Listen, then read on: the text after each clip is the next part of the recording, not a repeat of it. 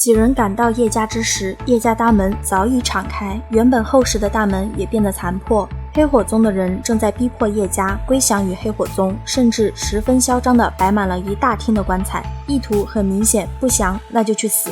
黑火宗想要叶城以及叶家的阳火古坛，萧炎怎么可能让他得逞？且不说之前答应了新兰尽量帮忙，小医仙控制毒体之事还得靠古坛呢。1分钟带着这些棺材滚出叶城，否则便留下吧。这道年轻的声音一出，在叶家大厅吵得不可开交的众人都愣住了。反应过来的赵黑与秦魔立马就想杀了萧炎这个口出狂言的人，然而还没能有所动作，黑火宗众人就被天火尊者先飞了出去。意识到踢到铁板了，赵黑与秦魔连忙求饶，萧炎也没有想跟黑火宗结死仇的意思。赶走了这帮欺软怕硬之辈后，萧炎就同叶虫说明了来意。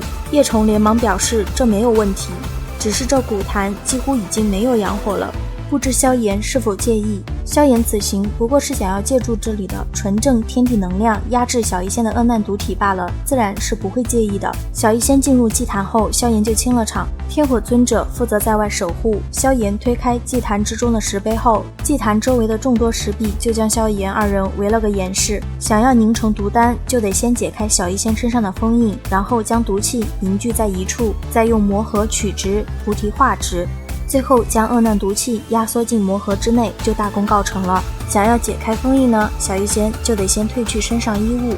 看着萧炎一脸严肃又认真的模样，小医仙在心里暗暗道，反正都被这家伙看过那么多次了，也不介意再多一次了。萧炎是否如他表现的那般平静呢？当然不是啦。看着小医仙轻轻解开衣裙，衣裙顺着白皙的肌肤滑落而下。萧炎又不是未经人事的毛头小子了，在郊区彻底暴露的那一瞬间，怎么可能没点想法？正事要紧，正事要紧。稳了稳心神后，冷静下来的萧炎才开始出手解开封印。整个过程是十分顺利的，甚至在进行到煅烧菩提化体弦的步骤时，还收获了意外惊喜菩提子。要知道，只有得到菩提子，才有机会感应到那传说中的菩提心。菩提化体弦进入小医仙的体内后，一切都步入了正轨。坐等小医仙将全部毒气压缩进魔核就成。闲下来的萧炎在为小医仙护法之时，突然对祭坛中的地眼产生了兴趣，七掌重出江湖，对着地眼口吸了将近10几分钟后，还真被萧炎抽出了一缕极为细小的阳火。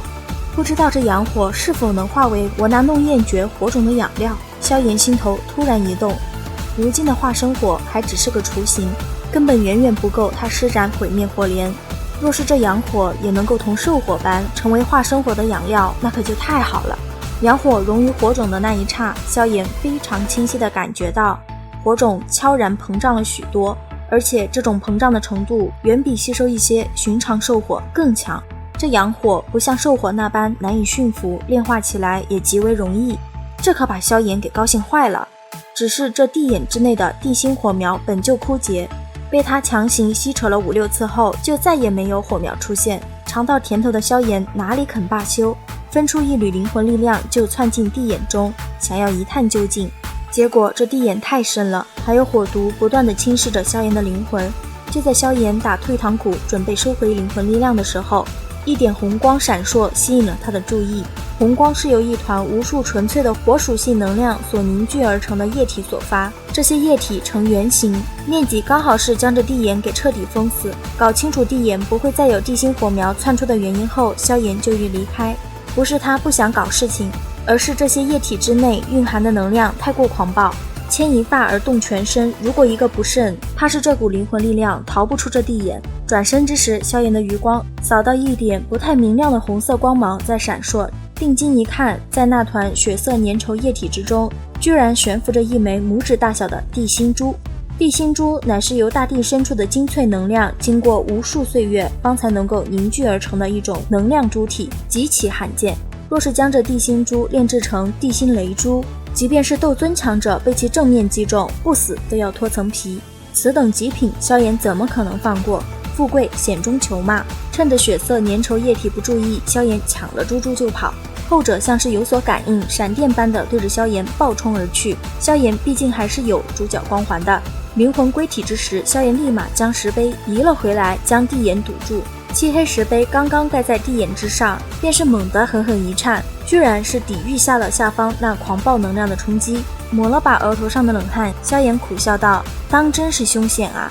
玩了玩手中的地心珠，萧炎感叹着，可惜阳火没戏了。地心珠像是听懂了萧炎的话，被阳光一晒，竟是冒出了阳火。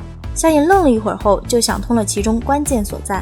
这地心珠在这些年中不知道吸收了多少地心火苗，那么只要这地心珠内能量不消灭殆尽，便是能够源源不断地制造出阳火。萧炎高兴疯了。在接下来的时间中，萧炎几乎将心神尽数投注在了吸收阳火之上。1天、2天、3天，当萧炎沉浸在体内化生火迅速增强的快感之中时，那一向以四季如春自诩的邺城之内，却是在某一日逐渐变得寒冷。是冰河谷的人找来了，领头者赫然便是当日从天火尊者手中狼狈逃生的天蛇。在其身旁，除了几名实力强悍的冰河谷长老外，还有一早在10年前便是进入了斗尊层次的冰河谷大长老天双子。看着冰河谷这么大阵仗，叶虫等人吓坏了。察觉到动静的天火尊者与萧炎都走了出来。小医仙如何了？天火尊者道。快了，但现在尚还不能出手。萧炎道。这次冰河谷来了真正的棘手人物，我多半会被那个老家伙牵扯。天火尊者凝重的道。萧炎点了点头，他同样知道他们陷入了一个险境，但如果想要啃掉他这块硬骨头，不付出真正的血本，怕也是难以达成。缓缓地轻吐一口气后，萧炎就冲着叶虫道：“叶虫长老放心，此事是因我等人而起，定不会牵扯你叶家。”随后就与天火尊者一同踏上了天空。天蛇老怪上次逃得快，没想到竟然搬来了这么多救兵。萧炎取笑道。天蛇黑着脸森然道：“小子，你便逞口舌之力吧，等你落到老夫手中，老夫定会让你明白什么叫做生不如死。一河之将也敢口出狂言。”天火尊者一笑道。